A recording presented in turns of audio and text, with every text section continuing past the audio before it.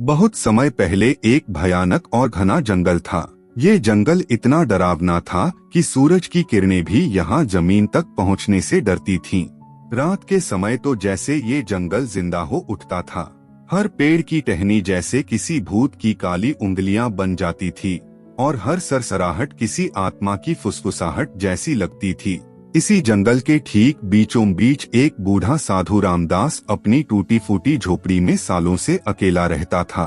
साधु रामदास ने दुनिया से नाता तोड़ दिया था। उसका जीवन अब सिर्फ साधना, ध्यान और शांति में बीतता था। पर उस रात कुछ अलग था। आकाश में काले बादल ऐसे गरज रहे थे जैसे स्वर्ग में कोई युद्ध हो रहा हो। बिजली बार बार आसमान को चीर रही थी। बारिश इतनी तेज थी कि जैसे पूरा जंगल डूब जाएगा। हर तरफ सिर्फ अंधेरा, सन्नाटा और डरावनी आवाजें गूंज रही थीं।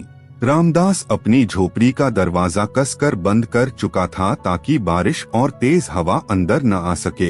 वो अपनी ध्यान मुद्रा में बैठा ही था कि तभी अचानक ठक ठक ठक दरवाजे पर किसी ने जोर से दस्तक दी। इतनी डरावनी रात में इस सुनसान जंगल में इतनी देर कौन हो सकता है? रामदास का दिल धड़क उठा। उसने साहस जुटाया और धीरे धीरे दरवाजा खोला। सामने एक नवयुवती कन्या खड़ी थी, भीगी हुई, कांपती हुई। उसके कपड़े पूरी तरह शरीर से चिपके हुए थे। हर लकीर, हर आकार साफ नजर आ रहा था।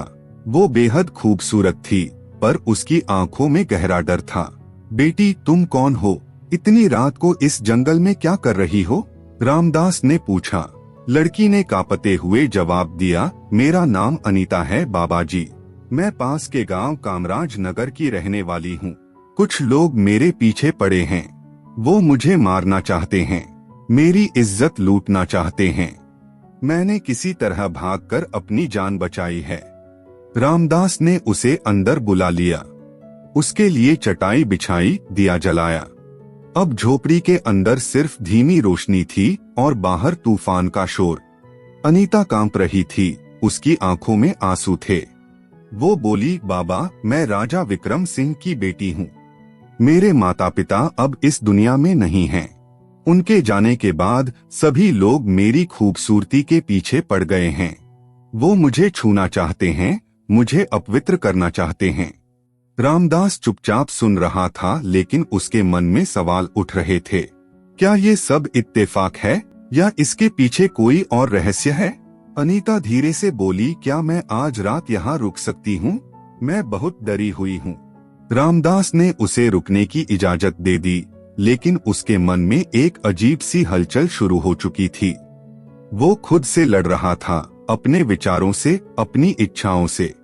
उसने खुद को संभालने की बहुत कोशिश की, लेकिन उसकी आंखों के सामने बार बार अनीता की भीगी हुई छवि घूम रही थी। तभी सिसकियों की आवाज आई। रामदास घबराकर उठा और अनीता के पास गया। बेटी, क्या हुआ? तुम क्यों रो रही हो? अनीता बोली, बाबा, मेरे साथ कुछ ऐसा है जो मैं किसी को नहीं बता सकती। बेटी, मुझसे छुपाओ मत, बताओ क्या बात है? अनीता की आवाज और धीमी हो गई। मैं कोई अच्छी लड़की नहीं हूँ बाबा। मैं भटकी हुई हूँ। मैं एक आत्मा हूँ। रामदास के पैरों तले जमीन खिसक गई। ये क्या कह रही हो तुम? अनीता ने अपनी आंखें झुका ली और बोली, बहुत समय पहले मैं रानी राधा थी। मुझसे एक आदमी अर्जुन प्यार करता था, लेकिन मैं उसे पसंद नहीं करती थी। अर्जुन ने मुझे पाने के लिए काला जादू किया और मुझे जबरदस्ती शादी के बंधन में बांध दिया। पहली रात जब उसने मेरी इज्जत छीनने की कोशिश की, मैंने खुद को बचाने के लिए संघर्ष किया।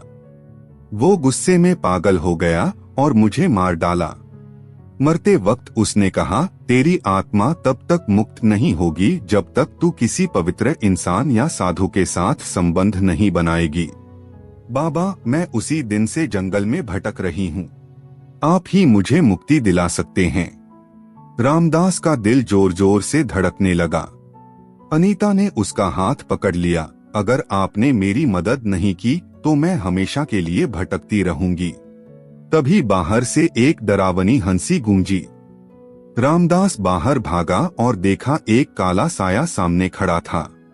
मैं वही हूँ जिसने इस लड़की को तेरे पास भेजा है। तू अब मेरे जाल में फंस चुका है। रामदास ने आंखें बंद की, गहरी सांस ली और कहा, तेरा काला जादू मुझ पर असर नहीं करेगा। मैंने जीवन भर अपनी इच्छाओं को नियंत्रित किया है। साया हंसते हुए बोला, तू भी इंसान है, तेरे अंदर भी वासना है, तू मुझसे नहीं बच सकता। रामदास ने शांति से जवाब दिया, मैं रोशनी का रास्ता चुनता हूँ। अनीता की आंखों में आंसू आ गए।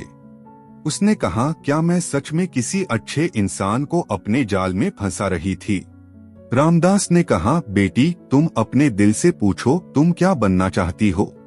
अनीता ने धीरे से कहा, मुझे मुक्ति चाहिए, मुझे शांति चाहिए। रामदास बोला, मुक्ति बाहर नहीं, अपने अंदर है।